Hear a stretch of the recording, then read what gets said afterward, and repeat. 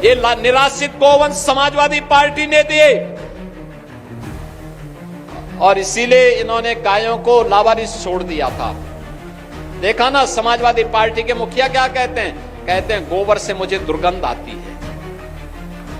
ये है इनकी असलियत, यही है, क्योंकि गौ माता को कसाईयों के हवाले करते थे। हमने कसाईयों को जब भेजा जहन्नुम की यात्रा में तो इनको परेशानी हुई। इनकी परेशानी तो वह है कि इनके मित्र कसाई सब चले गए जहन्नुम में।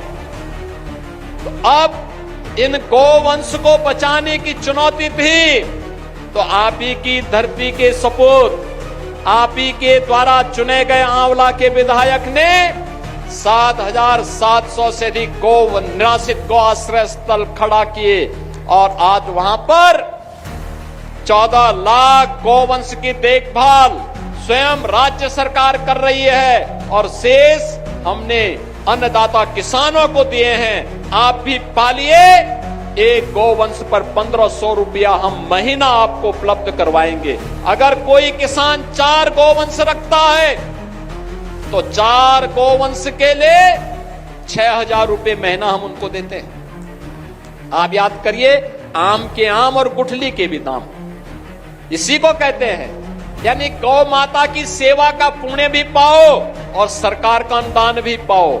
और इसीलिए आज के इस अवसर पर भारत के अंदर, भारत की परंपरा तो गौ और गंगा की परंपरा है।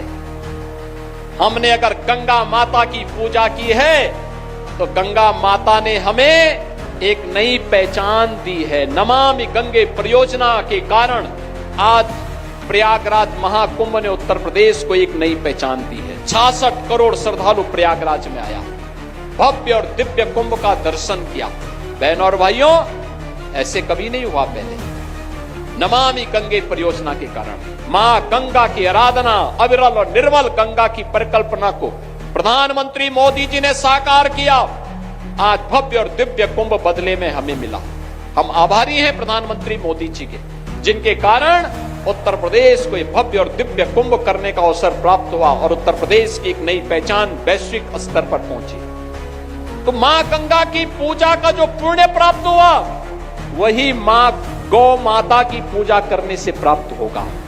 तो इस समाजवादी पार्टी के लोग जो गौ कसी करवाते थे, गौ तस्करों के साथ और कसाईयों के साथ जिनके संबंध थे, वे गौ माता की सेवा क्या करना जाने।